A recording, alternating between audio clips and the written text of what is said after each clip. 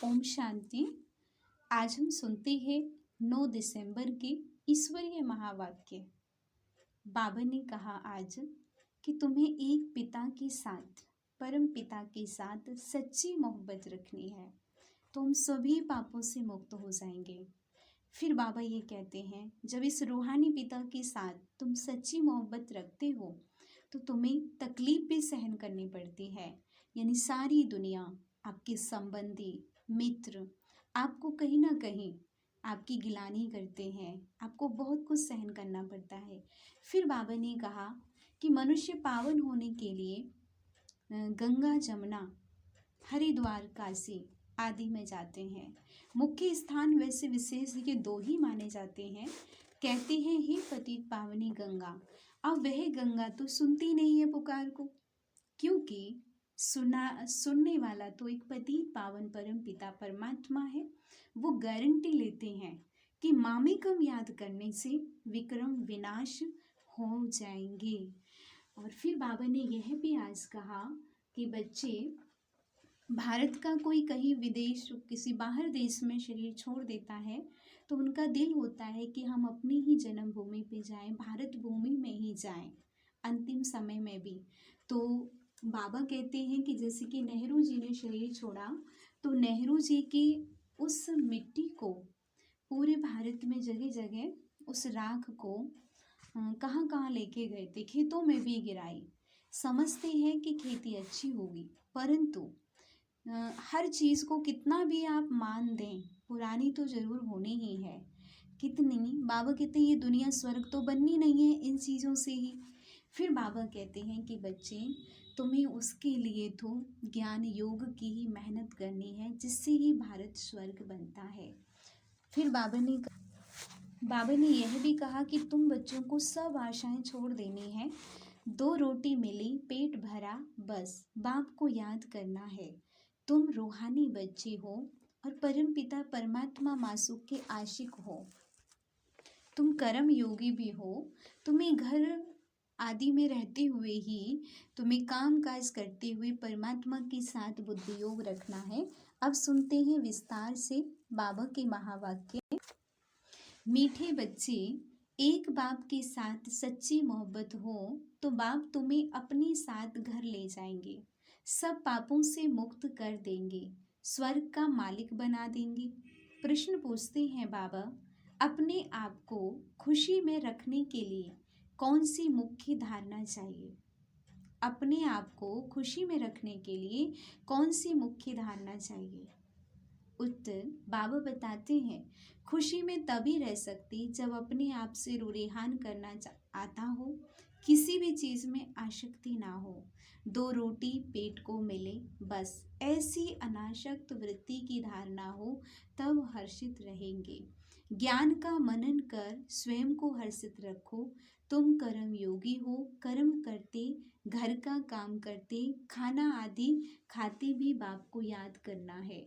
स्वदर्शन चक्र बुद्धि में घूमता रहे तो बहुत बहुत खुशी रहेगी। गीत है आज का, न वे हमसे जुदा होंगे, न उल्फत दिल से निकलेगी। ओम शांति। मीठे मीठे बच्चों ने गीत सुना। यह है बच्चों की व आत्माओं की अपने परम पिता परमात्मा के साथ रूहानी मोहब्बत। यह रूहानी मोहब्बत सिर्फ तुम ब्राह्मण बच्चों की ही होती है। तुम अपने को आत्मा निश्चय करते हो, परंतु जब कहते हैं कि आत्मा सो परमात्मा, तो आत्मा किसके साथ फिर मोहब्बत रखे? मोहब्बत होती है बच्चों की बाप के साथ। बाप की मोहब्बत नहीं होती है। अभी तुम समझते हो, हम आत्माएं अपने परम पिता परमात्मा के साथ मोहब्बत जोड़ रही हैं। यह मोहब्बत ही तुमको साथ ले जाती है। तुम रूहानी मोहब्बत बाप के साथ रखते हो तो तकलीफ भी सहन करनी पड़ती है। सारी दुनिया घर के भांति आदि सब दुश्मन बन जाते हैं। बच्चों को समझाया है कि पतित पावनी गंगा नहीं है। मनुष्य पावन होने के ख्याल से गंगा व जमुना के तट पर हरिद्वार, काशी में जाकर बैठते हैं। मुख्य स्थान यह 2 हैं। कहते हैं, हे पतित पावनी गंगा। अब वह तो गंगा तो सुनती नहीं, सुनने वाला तो एक पतित पावन परम पिता ही है।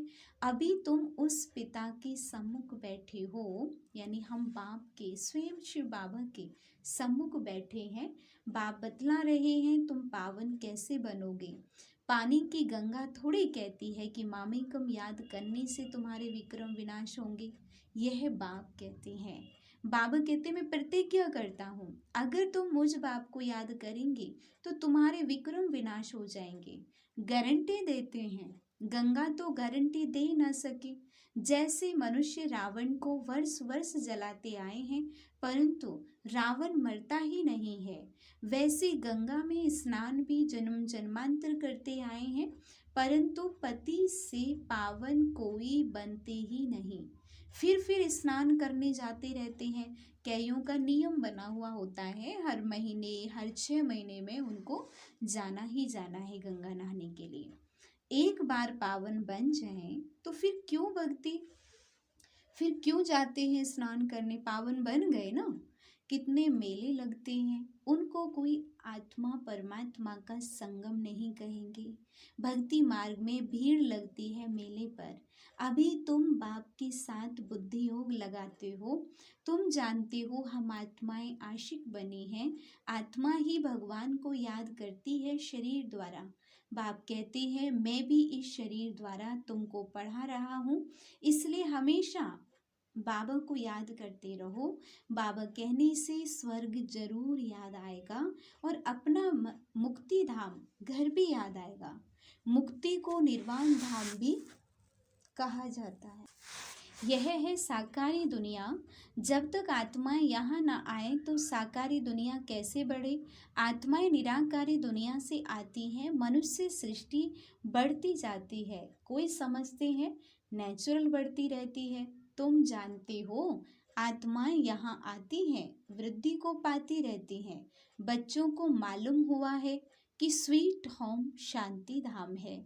शांति को बहुत लोग पसंद करते हैं। तुम जानते हो शांति धाम तो हमारा स्वीट गॉड फादरली होम है। भारतवासी विलायत से लौटते हैं तो कहते हैं हम अपनी स्वीट होम भारत में जाते हैं। जहाँ जन्म लेते हैं वह देश प्यारा लगता है। कहते हैं हमको स्वीट होम भारत में ले चलो, अपने ही देश लेके चलो। अच्छा समझो मर जाते हैं, आत्मा तो चली गई, फिर शरीर को यहाँ ले आकर खत्म करते हैं। समझते हैं भारत की मिट्टी भारत में ही जाए। जैसे नेहरू ने शरीर छोड़ा तो उनकी राख देखो कहाँ कहाँ ले गए, खेतों में भी गिराई। समझते हैं खेती अच्छी होगी, परंतु हर चीज को वह कितना भी मान दें, पुरानी तो जरूर होनी है। कितनी तकलीफ सहन कर रहे हैं, बाप का पता नहीं है। तुम बाप को जानकर बाप से वर्षा ले रहे हो तो दिल होती है मित्र संबंधियों आदि को भी स्वर्गवासी बनाएं। किसको तुम कहो स्वर्गवासी बनो तो कहेंगे तुम मारने चाहते हो क्या। तुम बच्चे जानते हो श्रीमत पर हम श्रेष्ठ स्वर्गवासी बन रहे हैं। देही अभिमानी बनने में बड़ी मेहनत लगती है। घड़ी घड़ी देह अभिमान में आकर बाप को भूल जाते हो। अभी तुम सम्मुख बैठे हो, जानते हो हम अपनी परम पिता परमात्मा पास आए हैं। बाबा कहते हैं आगे कभी मिले थे तो झट कहते हैं हाँ बाबा 5000 वर्ष पहले। यह तुम्हारा गुप्त अक्षर है और कोई कॉपी कर ना सके इसको कि हाँ हम कल पहले भी मिले थे। भल श्री कृष्ण का वेश धारण कर लेते हैं, कहते हैं हम आए हैं स्वर्ग की स्थापना करने, परंतु यह बात कि 5000 वर्ष पहले भी स्वर्ग स्थापन किया था यह कह ना सके वो, तुम ही कहते हो। बाबा 5000 वर्ष पहले हम आपसे वर्षा लेने आए थे, आपने राजयोग सिखाया था। यह आत्मा कहती है इस शरीर के द्वारा अपने को आत्मा निश्चय कर और बाप को याद करना है। इसमें सर्वव्यापी की तो बात ही नहीं, यह भी नहीं समझते हैं कि ब्रह्मा जरूर साकार में होना चाहिए, जिस द्वारा परम पिता परमात्मा सृष्टि रचते हैं। पतित पावन बाप आकर सो देवी देवता पावन बनाते हैं। बाप ही स्वर्ग का रचयिता है, तो जरूर स्वर्ग में मनुष्य चाहिए। बाबा आकर के तुम्हें स्वर्ग का द्वार बताते हैं। तुम कोशिश करते हो हम नरकवासी को स्वर्गवासी बनाएं। कोई बड़े आदमी को सीधा कहो तुम पतित नरकवासी हो तो कितना बिगड़ पड़ेंगे।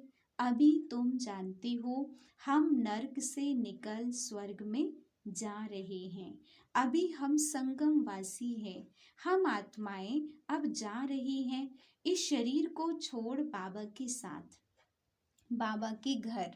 यह है तुम्हारी रूहानी यात्रा। बाबा की याद में रहना है, समझते हो। यह शरीर जहाँ तक रहेगा वहाँ तक यात्रा चालू है। जब तक जीना है तब तक इस ज्ञान अमृत को पीते रहना है। कर्म भी तो करना है, भल खाओ पियो खाना पकाओ। जितना समय मिले बाप को याद जरूर करना है। दफ्तर में बैठते हो, देखो फुर्सत है तो बाबा की याद में बैठ जाओ, मन से ही तो याद करना है। बहुत कमाई है। ट्रेन में सफ़र करते हो, उस समय तो कोई काम नहीं रहता है, बैठे हुए बाबा को याद करते रहो। अभी हम बाबा के पास जाते हैं, बाबा परमधाम से हमको लेने के लिए आया है। अच्छा, शाम को घर का खाना आदि पकाते हो तो भी एक दो को याद दिलाओ। आओ हम अपने बाप की याद में बैठे, पॉइंट भी एक दो को सुनाओ। आज बाबा ने ऐसे कहा था, आज बाबा ने शेयर कराई स्वर्ग की। हम स्वदर्शन चक्रधारी हैं। ऐसे ऐसे बाबा कहते हैं तुम लाइट हाउस भी हो, रास्ता बतलाते हो, उठते बैठते चलते तुम लाइट हाउस हो। एक आंख में मुक्ति, एक आंख में जीवन मुक्ति। स्वर्ग यहाँ था, अभी नहीं है, अब तो नर्क है। बाबा फिर से स्वर्ग स्थापन कर रहे हैं। बाबा कहते हैं हम तुमको बहुत गुलगुल बनाते हैं, फिर तुम जाकर महारानी पटरानी बनेंगे। खद्दर की रानी नहीं बनना, तुम्हें 16 कला संपन्न बनना है, ना कि 14 कला। श्री कृष्ण 16 कला था। तुम बच्चियां कितने व्रत नेम आदि रखती थी, 7 रोज निर्जल रहती थी, कितनी मेहनत करती थी, परंतु श्री कृष्णपुरी में जा न सके। अभी तुम कृष्णपुरी स्वर्ग में प्रैक्टिकल में जाने के लिए ये पुरुषार्थ कर रहे हो। श्री कृष्ण को द्वापर में ले जाने से स्वर्ग का किसको पता नहीं पड़ता है। वास्तव में 7 रोज का अर्थ क्या है सो तुम अभी जानते हो। सिवाय बाप के और कोई को याद नहीं करना है।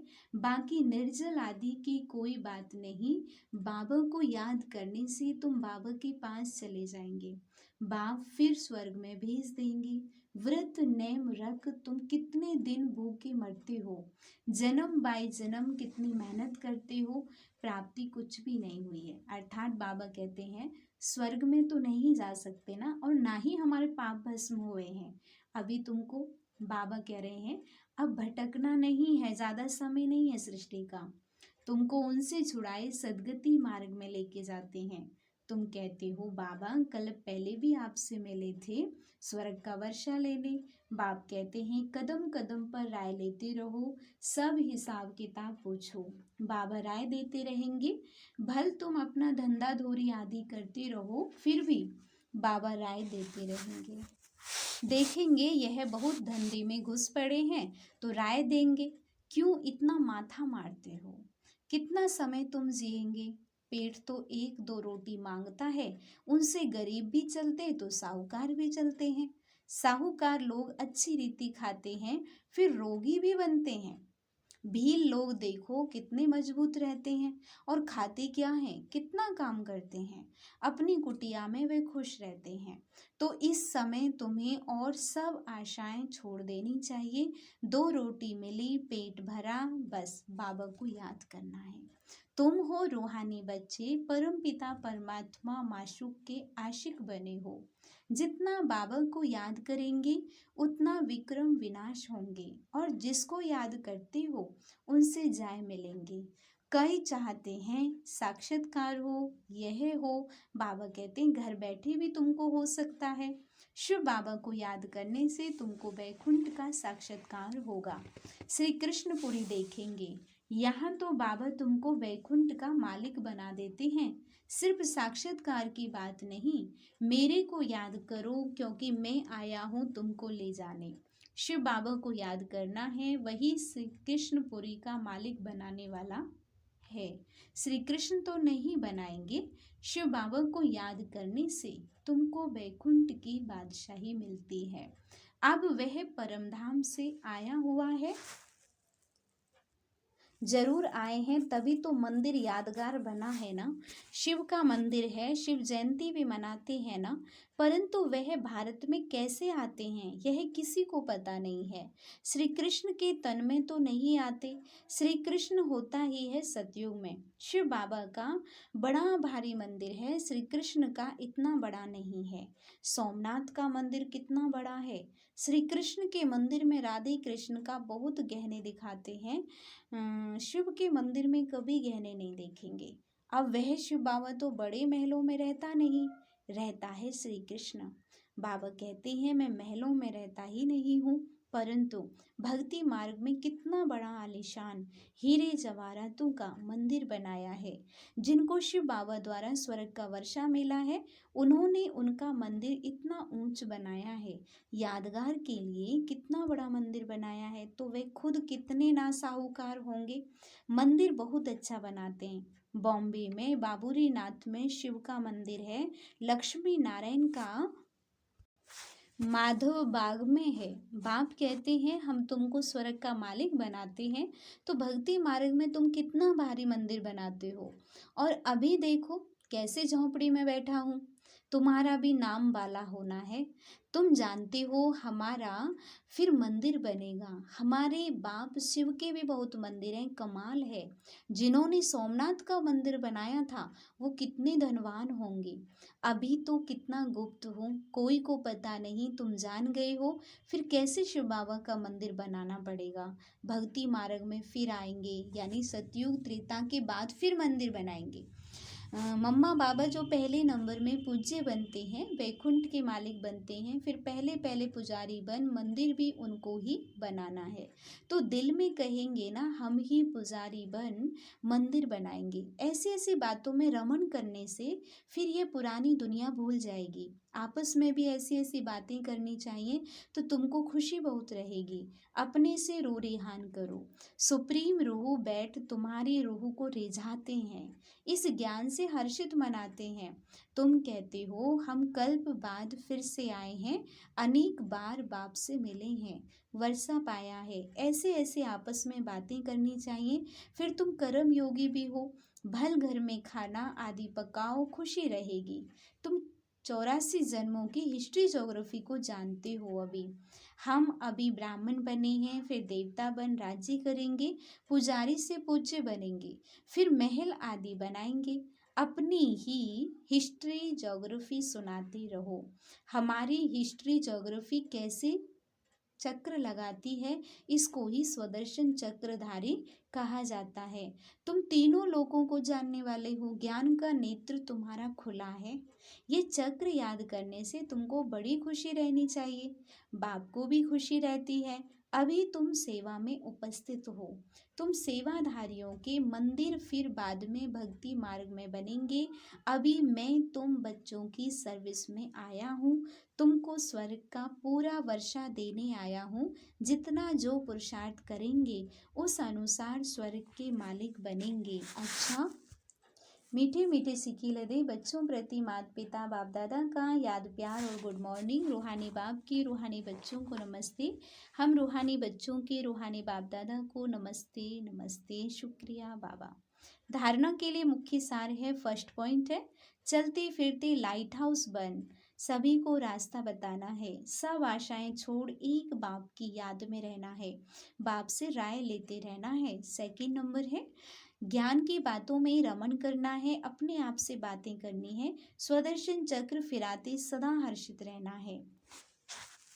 वरदान है आज का, योग की धूप में आंसुओं की टंकी को सुखाकर रोना प्रूफ बनने वाले सुख स्वरूप भव।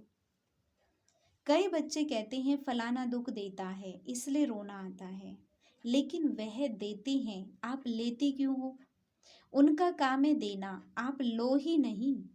परमात्मा के बच्चे कभी रो नहीं सकते, रोना बंद, ना आंखों का रोना ना मन का रोना। जहाँ खुशी होगी वहाँ रोना नहीं होगा। खुशी व प्यार के आंसू को रोना नहीं कहा जाता। तो योग की धूप में आंसुओं की टंकी को सुखा दो, विघ्नों को खेल समझो तो सुख स्वरूप बन जाएंगे। कईयों को रोना बहुत सहज आ जाता है, बहुत जल्दी रो जाते हैं, लेकिन बाबा कहते हैं जितना बाबा के साथ आपका संबंध गहरा होगा उतना अपने आप रोना खत्म हो जाएगा। आज का स्लोगन है, साक्षी रहकर पार्ट बजाने का अभ्यास हो तो टेंशन से परे स्वतः अटेंशन में रहेंगे। यह बाबा के महावाक्य हैं। मुरली के साथ साथ आप बाबा की, ब्रह्मा बाबा की जीवन कहानी भी हम रोज़ लाइव डाल रहे हैं, मतलब क्लास में डाल रहे हैं, तो उसको भी आप ज़रूर सुने।